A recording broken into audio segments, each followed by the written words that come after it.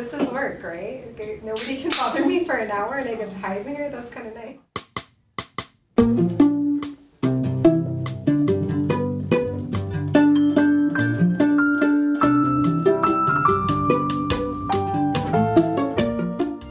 Welcome to the Pants Quandary, a podcast about how people navigate life with curiosity and creativity, and also where I get to be like Mr. Rogers, taking you on field trips to meet these people. I'm your host and resident nerd, Catherine Beeson.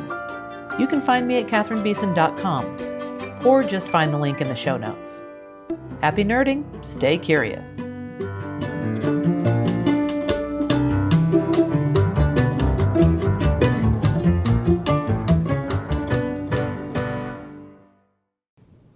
This is not a trigger warning. My guest for today is an elected official with a grassroots community paved pathway to her civic service. Denver District 7 Council Member Flor Alvidrez, welcome to the pod. Thank you for having me. Excited to chat with you today. I am super excited to chat with you today as well. It's been a few years since we hung out and your whole life has changed. Yeah. Because I think you were just campaigning when we met. When we first met, I was just campaigning, and then when I went to your show, I think I was elected, but we hardly got to talk that night either. Yeah. So because I think you left right away. You had something that night. Yeah, I mean, I probably have something every second of every. This is my inability to set boundaries, but life is for living, right? Yeah. Okay, well, today the intended focus of this chat is to kind of focus on how you approach problem solving and leadership in your life and in your work, which I'm assuming are nearly inseparable as an elected representative, no? Yeah, I mean, I live in my district, and so literally if my neighbor comes to talk to me about a problem they're having, it's literally my job. So yeah, at home, I'm literally in my work, so it's very hard to separate the two. How does that work? Do people actually knock on your door? People text me, and no, they don't knock on my door, but they catch me when I'm out in my front yard, and you know what? The thing is, I appreciate it because they're realities, and we have a sometimes rough neighborhood. Last time this happened, my neighbor brought me over like some bullet casings that she found on the street from that night, so it's like, I want to follow up on that, what happened, unfortunately. Sure. Yeah. Sometimes it's just like something at the park is broken or the grass is too long at the park, little things like that. And so it's like, all right, can you please email my office? I have had to tell some of my close friends that please email me during the day, during the week, and copy my staff because my email gets backed up. And if I literally emailed Denver Parks every time someone said something about a park, I would not be able to do anything besides do that. Oh my gosh.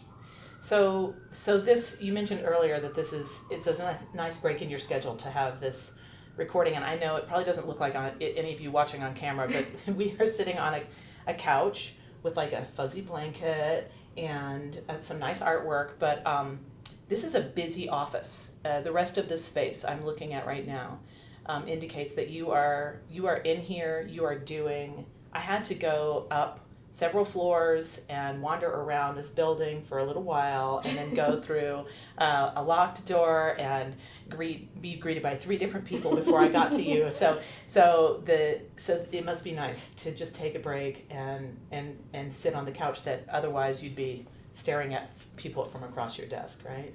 Yeah, absolutely. And honestly, nowadays it's a lot of Zoom too. Even though I'm here in person in the office, I'm on a Zoom call from people with different city departments. And so this couch mostly gets used by my son when he comes and sleeps when I'm at a late council meeting. Honestly, he uses this more than anybody else. And hence the fuzzy blanket. Exactly. Yeah. Okay, well that's good. Comfort is key. It is. He actually doesn't mind hanging out here at the office when I'm working. I love hearing that because my father was the first mayor of the town that I grew up in. Oh, wow. Yeah, he did not have to stop being the town pharmacist either, okay? it was like, there were maybe 2,500 people that lived there. We didn't have any kind of infrastructure really at the time, and I remember at a very young age, because my mother was busy with her things too, being at city council meetings in a trailer. Wow. Yeah, in a trailer. where it was just sort of like picnic tables and chairs around it, and my dad with his little gavel, Wow, that is so neat. I know, I'm old. What a cool experience. It was a cool experience. I wonder if your son is probably, not realizing now, of course, but maybe later. Yeah. How unique this is. It brings my heart joy, especially when I was first elected. He was like 8, and he was just like, little kid still, and he would just run through the halls in this big building, and that brought me so much joy because I never stepped into this building as a kid. I didn't ever feel like I had access to government. Oh. And so to see my son running around this building like if he was running around at home or running around at a park is really special. It's really special. And I can only imagine when he's older, a lot of people across the city have probably never been to a city council meeting, He's grown up at them. He gets to hear these difficult conversations, and he's very smart, so he's absorbing information, but he doesn't understand how special that experience is. Only, probably 4 or 5 other kids in the city have a parent that's on city council. And so they get to have a similar experience.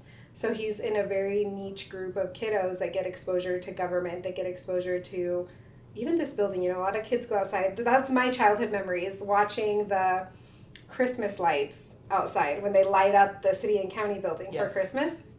That's what I did not even know there were meetings that I could go into. I know public comment is something that's really new, so I don't know if I could have come in and given comment, but we have a special public comment for kids. And so people have more access to this building now than when I was growing up. But it is really special, and it is, I wonder when he's older. One thing that he tells me right now is we'll go to the grocery store. Obviously, we get stopped in the district a lot because we live there. Right. He's like, Mom, why? Why are people like stopping and saying, oh, it's the councilwoman? Like, why do they say that? I'm just like, they think it's cool that I'm the council person and they want to talk to me. He's like, I don't understand it, but I think one day he will. Well, I mean, isn't that always the thing? If you have access, it's not, you can still have reverence for the thing you have access to, but there's not that starstruck quality necessarily. And you don't want him to be starstruck with you. Absolutely. That's weird. Yeah, that would be really weird. No, my kids are the same. I get recognized sometimes just because, with my main job being in the symphony, I'm in very hot lights all the time, and I've got the pokey hair, and so even if you don't recognize details of my features, there's a good chance that I might be recognized out in the real world, and then I can feel their sighs and their eye rolling, but I know they also think it's special, so that's pretty cool. Can I change gears a little bit? Absolutely. I really wanted to start by asking you about your first experience as an elected community representative. And my understanding is that was as a member of the Valverde Elementary School Student Council. Is that correct? That is actually correct. With Mr. Ocketts. He was the head of organizing our student council.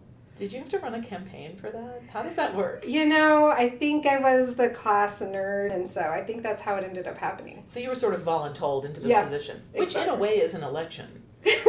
Yeah.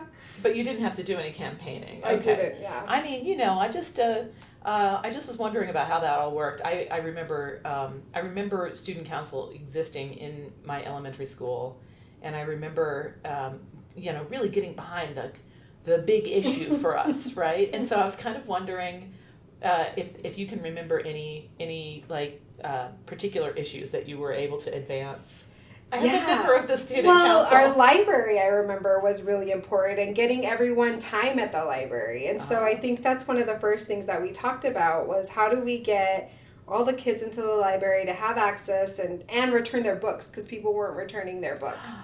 And so we just talked to kids about it. We hung out in the library for a day. And you know what? It's like, it was such a beautiful library too. It was just like, it's amazing to me. Like, if someone today pitched the idea of having a library, a free service like that, it would be nixed. There'd be no budget for it. But we had a really beautiful library in the school. Elementary school, yeah. And people weren't using it. People weren't using it, and they weren't returning their books when they did. So this was twofold. You wanted to have more time in the library, but then also to encourage responsible use of the library. Right. Which that's a necessary discomfort that you have to sort of problem solve around. Oh, I love that. Okay. Yeah, I think I didn't understand the dynamics as a kid either, because, returning a school book is easy for a kid that's well-resourced, that has other books at home. Right. And the school, Valverde, where I went to school, it was not the case. Yeah. A lot of those kids probably didn't have books at home. Okay. And so, looking back, not as a kid, I wouldn't probably say they need to return those books. Oh, that's funny. Well, so running for city council then was a pretty big step up from elementary school student council. A different kind of leadership and a different kind of decision, right? Not being voluntold, right? You had to come to that on your own. I think about my work as an educator and as a performer and just kind of in life, I'm always seeking mastery guidance. You don't know what you don't know. And so I kind of wondered what that first looked like for you when you were considering running for city council. Yeah, I think one of the first really meaningful conversations I had was with former Mayor Federico Peña. So he's actually one of the reasons I decided to start running. He had, because of the Latino Leadership Institute, he had a book signing for us and kind of talked to us about his book, Not Bad for a Boy from South Texas, I think is the name of this book. And he said, you all should consider running for office. There's going to be a lot of open council seats. I looked into it. I reached out to him probably a few months later to, pick his brain. What would you change about the city today? And it was really meaningful. First of all, it was kind of like the celebrity thing, because growing up, Federico Peña was just like this huge figure in community. And to think that I was even having a one-on-one meeting with him honestly blew my mind. Yeah. But he had a lot of valuable insight. He was also the Secretary of Transportation. And so we talked about transportation. We talked about what ways the city can do better. And my life experience. And I think he really appreciated that. He's like, Flor, you don't understand how important it is that someone with your background run. That knows construction, that grew up in the neighborhood. If you don't run, the chances are there's not going to be someone else like that in your race, and there wasn't. That is so interesting too, because it can put a certain kind of pressure on you to feel like you have to step into that light. So it's both supportive and I mean, depending on where you are in your thinking and with your experience, if you don't feel ready for it, or that imposter syndrome raises its ugly head, Yeah. I mean, I feel like I didn't feel pressure to run, and I felt like I had to just be myself. I felt like if it's meant to be, it will be. Yeah. And I think that the trouble in politics in general is when you're trying to be someone that you're not. And I have continuously had to learn this lesson over my journey of running for office and being elected, is like falling back into who I am. Yeah. And the experience that I have. So, not every council meeting is easy, I can imagine. I would weirdly hope that most of them were difficult or challenging, because otherwise then you're not really overturning every stone, just with the discussions and then hearing people with the public feedback and things like that. So I guess I'm interested in how you balance and navigate those competing interests with the diversified voices at the table, and then how you touched on this a little bit, but how you maintain personal authenticity and boundaries when you are representing not only the people that support you, and there are also the people that didn't vote for you, but you are still representing them, right? How do you maintain your own sense of self while you are a duly elected representative of so many different voices? If you have an easy answer for that, I'm all for it. But give me the long and winding road, and that's fine too. So we'll start with the decisions that we have to make, and how do I balance all of the perspectives? Yes. We do have a lot of, so you'll be happy, we have a lot of challenging decisions. And I come into this office and I shut my door and I think about things, and honestly, I research things. I'm grateful when we know about things a little bit ahead of time. Sometimes I don't get the opportunity to do a lot of research, but on other times I do. So I dig in. I am like totally nerding out, reading articles, looking for opinions online about different issues, and I really I really think about whose opinion am I taking in, and where are they coming from. I always like to think about the people in the different parts of my district and their different lived life experiences, which is very vast, you know. In the area where I live near Federal and Alameda is a lot different than, you know, South Pearl Street, which is different than South Broadway. So I try to think about all those things. And then when it comes to the other districts, it's a little bit easier because I just ask my colleague, you know, what does your district think about this issue? What do you think about this issue? But I think really thinking about who are the most vulnerable people is how I kind of ground myself. And that's also been a challenge because I'm not the most vulnerable people anymore. Like, I grew up going to Valverde, very low-income school, high-need student, still is. But I wasn't one of the highest-need kids. I had two parents. I had a two-parent household. That changes a lot. My parents had income. Neither of my parents suffered from addiction.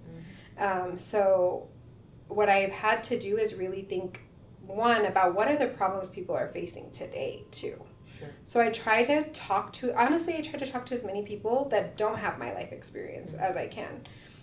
And then the second part of the question, now I forgot what it was. Oh yeah, it's the authenticity piece. Like, how do you maintain you touched on this a little bit, but how do you maintain your own sense of authenticity and your own kind of like, I don't know, where you stop and your representation begins, right? Like, or maybe it all gets mixed up and then that's a good thing. But authenticity and boundaries, when you are kind of problem seeking, when you're not, problem seeking and problem solving, I'm not talking about like Debbie Downer, like, you know, what's the next thing I can find to complain about? But, you know, it's responsible to look and see in advance as much as possible what an effect a decision today might have in terms of creating a future problem, right? Right. And then that helps you make those decisions. And you can't make the decision, you can't not make a decision knowing that it's going to create a future problem, right? So that's what I mean by problem seeking. Yeah. So just the personal authenticity and boundaries when you're representing all these many diversified interests, and especially when they're competing interests, like you need to maintain your you-ness. Right. You know? Yeah, absolutely. Yeah. It's interesting. And it's, when I started running for office, I don't know if it was a TikTok video or a YouTube or an article that I read, but somehow I got the information that the reason that you get exhausted in social situations is because you're being inauthentic. And at that point, I was like, I'm going to show up authentically wherever I go and see if it makes a difference. And I really moved into this space of showing up as who I am, authentically as who I am, and it really does give me more energy. And responding to people with genuine empathy, you know? Like, I understand that you grew up seeing grass really short, really perfect, really green. Right. We have to rethink the way that we use water. Yeah. You know, and actually... And you know what? Most of the time people appreciate that I am sharing that knowledge with them. Sure. Because I think people are used to getting shushed. Or, oh yeah, I care, I'll get back to you. Right. And so to stop and like be there in that moment with that person, whatever they're feeling is real. Yeah. You know, there is a nostalgia. And I know this sounds really silly, but there's nostalgia around the perfect green lawn. Sure. That is not in our future. Yeah. And it is like an actual complaint. It is an actual problem. And it is something, you know, that we have to deal with going into our future. I mean, it seems like such a silly example, and it is a great example. The grass. Yeah. I'm glad you feel that, because I do feel like it's not something that I'm just making up. It's like a real issue that people bring up, and it's a real triggering childhood. I mean, if you look at any movie from the 50s. Yeah. It's the picket fence, the whole thing, yeah. And that's not our future. No, we can't be controlling every single thing. And who has the time or the energy for that anyway? Yeah. Not me. Know. Don't go look at my yard. think back to when you were running, before you had been elected. Mm-hmm. I'm just thinking you must have considered what it might be like to do the job. Mm-hmm. And I wonder if there might have, now that you've been in the job for a while, Mm-hmm. I wonder if you can comment on anything that that you found surprising, that you didn't envision. I mean, there's a lot. You really don't know until you're here what it's going to be like. I think not all the decisions are really big, important decisions. We also sit through a lot of really boring, straightforward presentations that we vote right through because they're part of keeping our city running. You know, I think part of being busy is probably that was something surprising, how much time is like, we really, like this meeting could have been an email. But I've learned so much about how important it is to have those public meetings. Yeah. You know, where people can tune into Denver Channel 8 and watch and learn why the grass is getting too long at the park. Sure. Going back to that example. So they can see why these decisions are made, because once you have the presentation, it's common sense. Sure. But if you're just seeing it and you live across the street from a park, it doesn't make sense. And so I would say that's one thing that I've learned. And the other thing that I've learned is that people really don't pay attention to city government. That's good and bad. Yeah, I mean, and from my perspective, it's mostly like really surprising. So the way we get information to people is something that we're working through in my office. Like, how do we really let all of our neighbors know what's actually going on? Yeah. How do we communicate directly with our residents? Correct me if I'm wrong on this, but at least I feel like with city government, you have the opportunity to have those neighbor relationships. You know, whether they're your actual neighbor or your just your district's neighbor, right? Okay. Like you. Yes. And so I think it must be just so incredibly difficult at the state level or at the federal level to really feel like you're remaining connected to the actual person who elected you, you know? Yeah. Yeah, I would say that even at this level, it takes effort. Yeah. You know, I do put in effort to go walk around my neighborhood, to go to my community events in my neighborhood, because we do get invited to the galas and these business functions that, honestly, as a small business owner, I wish I would have been invited to when I was, you know, in business, but I never was. I couldn't get into some of the rooms that I can now. And trying to navigate those situations is a challenge. And it's also, you know, I'm the youngest council member. I'm the first Latina to represent District 7. District 7 is, you know, I fit in very well on the west side of my district, maybe not as much on the east side of my district. And so staying connected also to people that I cannot relate to. That's also a challenge. Yeah. You know, staying connected to the people on the west side of my district takes effort. I have to have uncomfortable conversations. I have to reach out. I have to ask. And there's some people that make it easier than others.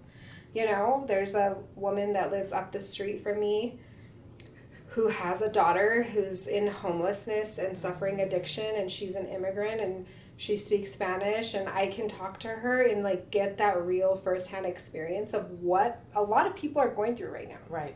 You know, and I have to talk to her. I have to make time to talk to her to remember how big these issues are and how much they affect. I actually have in the west side one of the highest concentrations of grandparents raising their grandchildren in the city.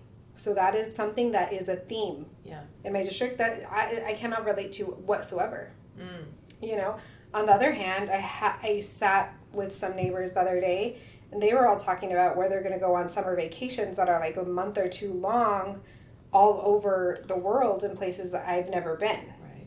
You know, and it can feel intimidating. Sure. You know, but what I have learned is the most important thing is show up authentically as who I am. And sometimes people are surprised that I have certain life experiences. And how do I relate to them? Well, I just tell them my experience. And people, what I found is more often than not, people respect it. You know, one of the hottest topics in the country right now is immigration. Yes. You know, so people come to me to complain about immigrants. at times. And it's funny because it's like, it's funny that you would think, whoever this person is complaining to me about immigrants, that I would be on your side at all. Yeah. You know, going back to like those. Well, yeah, but I mean, if you have made yourself available to your constituents in an authentic way, and have positioned yourself, I mean, I'm hearing a theme here the entire time we've been talking, which is listening and making yourself available. And so you're creating, it must be so uncomfortable and weird for you, but you're creating a space for them that they feel safe to be their authentic selves. And that's the difficulty, I think, is that we're always curating, especially now, you know, in modern society with every kind of camera pointed at our faces, whether we're out on the street or choosing to have a camera pointed at our faces. It's like all selfie culture. There's so much curation of the exterior going on, right? And I do think that responsible personal growth and language choice is important, and knowledge acquisition and empathy and all of those things, but cancel culture that goes along with that, it can be so difficult. Then people stop speaking. And then, you know, it's just this... Yeah, that's very real. And so in the vein of problem seeking and problem solving, you know, just making yourself available authentically, listening, offering an opportunity for that person who maybe isn't quite reading the room with you, to be their truthful, authentic selves, then you can come and meet them where they're at, you know? I mean, that must be an energy drain, though. Yeah, it is. You know, it is, and I have to process that. You know, something I'm working on, too, is my nervous system. Yeah. And, like, learning how to process becoming activated, getting into fight or flight, you know. But having those really difficult conversations, I think you're absolutely right. I have created a space where someone feels able to be vulnerable and share their real feelings with me, which honestly does feel special. Yeah. You know, and honestly, I genuinely want to understand, like, why you would think that certain people are not good. Yeah. You know, as a neighbor, or certain people just shouldn't, I don't know what, you know. I like to understand, and then I just share authentically, not from a triggered place, not from a place of being upset, you know. My father is a Mexican immigrant, and he came here. He learned English at Emily Griffith. He joined the Carpenters Union. He learned construction, and he started a company, and I helped him with that business, the construction, you know. And then people are like, oh, well, not that kind of immigrant. Right. Those are the good ones. Oh my gosh, and that is that's a hot button too, you know, because where are we drawing these lines? Yeah. I think so much about what we're talking about just falls into that service leadership category. And I wonder how much overt kind of thinking you did about the kind of leader you wanted to be, or if you have just been beautifully evolving in your own way, seeking that mastery guidance along the way, taking each day as they come. I mean, how nerdy are you? Did you read a whole bunch of books and try to figure out how to be, or have you just been course correcting yourself all along and seeking that advice along the way? You know, I feel like I have been exposed to really good leaders. And so I do have people that I can go to for advice. And I have seen, I mean, leading a small business is also very challenging. Yes. You know, a construction company where guys are not getting along and you're trying to get a project done and the general contractor isn't paying you and the client with the end result is looking, you know. So I've had to, I feel like that was really good training for this type of position. But I have been nerding out a little bit more lately on what kind of leader do I want to be and how do you hold that space. And I think, of course, right now with like you mentioned, such a divisive time that we're living through, it's adding another layer of challenge, but it also gives a lot of opportunity to say who I want to be. And I have made like some firm decisions. Like, I want to be the kind of leader that will sit down with literally any constituent. They don't have to agree with me. I may not agree with them, but if they actually want to sit down and have a conversation, like, I will listen to you. So I feel like I'm still on a journey, like you said, probably course correcting here and there. And one of the things that I have taken away, and kind of going back to what I didn't expect, is that with all the maybe what's perceived as success of being in this building, being in my position, a lot of the days, I would say, maybe not most days, but a lot of the days, I do feel like I've somewhat failed. And I think to share that is it gives me relief, because you know what? We need to know that we are going to fail. Mm-hmm. No matter who you are, no matter what you're doing.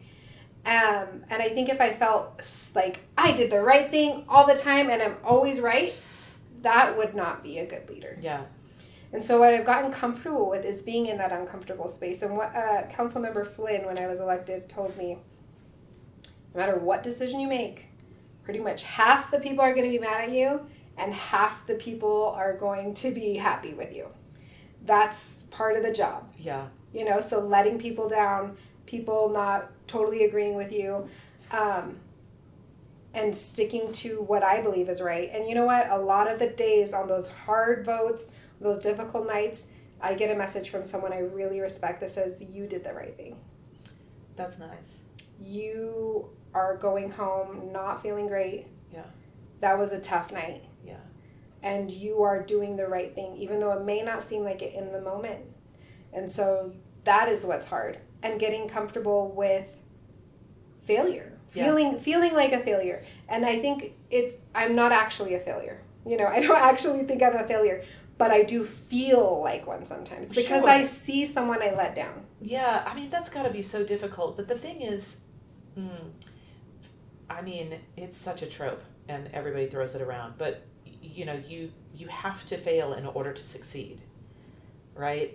And so if you don't recognize that you failed, yes, or that you're failing, right, then there's something wrong with you. I've started using the word fail in a way that, you know, is sort of desensitizing, well, it is desensitizing me, but it's taking the fangs away from it, right? Mm-hmm. It's making it less the F on the test, mm-hmm, and more just the kind of pop quiz first mm-hmm, try, let's see. Mm-hmm. Right? Yeah, and like honestly, I don't want to be the kind of leader that's wearing a crown all day and I just go home and take it off and put it on the pedestal.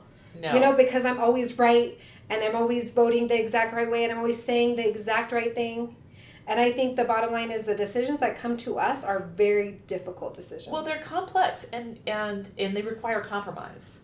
Exactly. I'm always joking about this thing. I'm going to let you in on a really extremely detailed, nerdy secret. It's not a secret, but just not a lot of people know this about the symphony. So, and it's very particular to the Colorado Symphony. Okay. All right. So, we tune to very specific hertz or mm-hmm, number of vibrations per second, and it's 441. Okay. And that's the tuning A that we tune to, 441. And this was a thing that was standardized, like, you know, in the 1800s. Before that, everybody was just sort of tuning to whatever random measurement, you know. And so you'd have some really high sounding A's and some really low sounding A's, depending on where you were in the world. Right. Okay. So that's the backstory on all of that. And then at some point, everybody just sort of decided it would be 440 hertz, okay. But then, like, you know, some orchestras really like to sound a little bit more, like, excited, and so they go with 445 hertz, and it's, like, such a small difference. So there was a real vote, and this happened before I came into the orchestra. Mm-hmm. So in the mid-90s, I think, they took this vote. I don't remember the exact date. It was before I started. They took this vote, and about half the orchestra wanted to tune to A equals 440 mm-hmm, hertz. And about half the orchestra wanted to tune to A equals 442 hertz. Now that's even a tiny little shred of a difference, okay? I can imagine. 440 to 442, most people can't hear the difference there. So the compromise was to make everyone irritated and tuned to 441. Like right there in the middle. Wow. It is the most random, I mean, all of it is random, whatever, it's just a number, but still, I love that story. I love that story so much because it illustrates the attempt.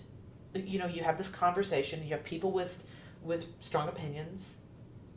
Maybe there's some people in the middle that don't care very much, but here you have your sort of two camps, right? You're lucky if there are only two opinions, okay? Right? But you have your two camps, and then you have the discussion about why this 440 is the way to go, why 442 is the way to go, and then there's, if it's really that evenly split, there's no vote that's going to pass.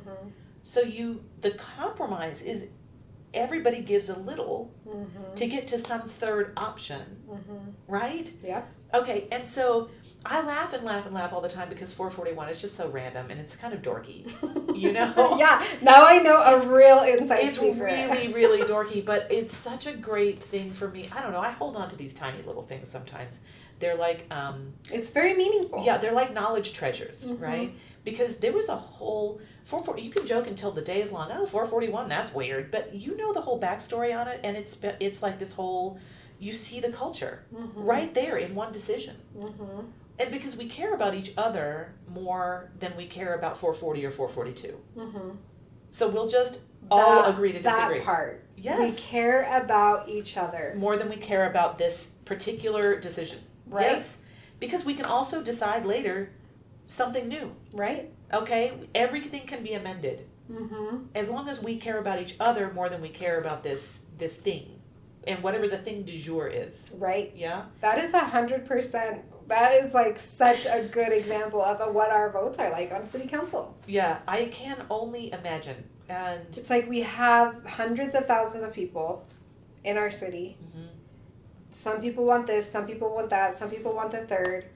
How do we find a place where, and then like everyone gets what they need, but they may not get what they want. Right. And a lot of times, I don't get what I want. They're most of these decisions that we make are a step forward. Yes. Towards a better city. Yes. Towards a better council, towards a better neighborhood, towards a better street.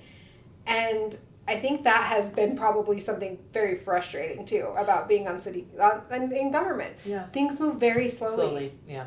But I think what I've learned too is that is actually not a bad thing. No, and when you say...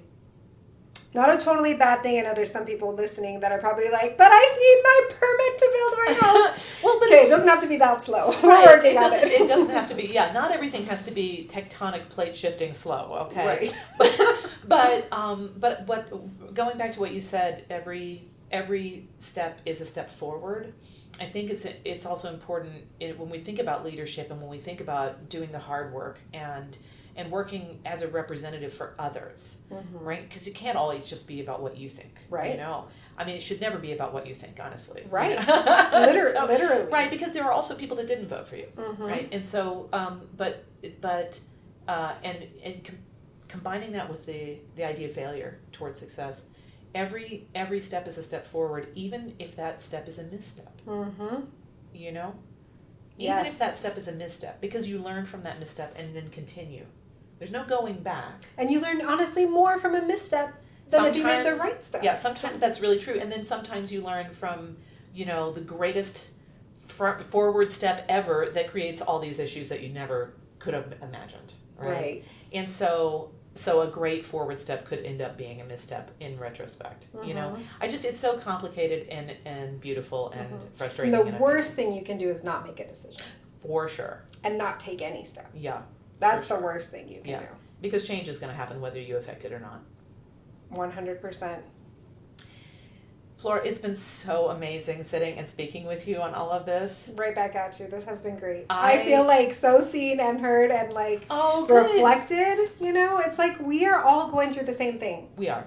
Truly. Whether you're in the orchestra, whether you're on council, like everyone's making decisions every day. Yes. And we don't know the shoes that someone else is walking in. We don't know the life that they lived unless we, have these conversations. Now, this was an easy one. Yeah. And I'm really glad because, who knows what kind of hard decisions or hard conversations you or anyone else listening might, have in their near, hopefully far, but near probably future. Mm-hmm. So, it's important to have the good, easy conversations too. Yeah. Thank you so much. Thank you. I really appreciate it. Happy to be here. Happy to do it. Well, and thank you so much for your service. Service leadership is really something that is so important, and we all do it in small ways. But you're doing it in a really big way too, and you are my representative. Yes. And I just feel like I'm in the room with a star. I thought you were gonna say I just feel like the grass at the park. The grass at the park is too tall. Oh my gosh, I would never. But sometimes you do have to complain to fix something small that has been a problem for a long time too. So there's no dissing to people that actually speak up, because if it's bothering you, it's probably bothering your neighbor. They just haven't said it yet. That's true. That's really true. And we all have way more in common than we have different from one another. 100%. Yeah. Okay, well, thanks for all the confirmation bias today. Yes, appreciate it. And that's the episode. Deep gratitude to Flor Alvidrez for making time in her 24/7 schedule to record with me, especially since this was my first episode. Luckily, she was super chill and really put me at ease. The Pants Quandary is a brand new podcast. Thank you for listening. Special thanks to Matthew Ward for the cover art, to Jessica Mays for composing and mixing the theme music, to Susanna Klein, Sonia Stith-Williams, and Jordan Gunn for recording it, and to my cat Roxy for reminding me I've been sitting down too long obsessing over the editing process. Or maybe she's hungry. Either way, it's nice having a cat. If you like what I'm up to, please consider becoming a Backstage Pass subscriber.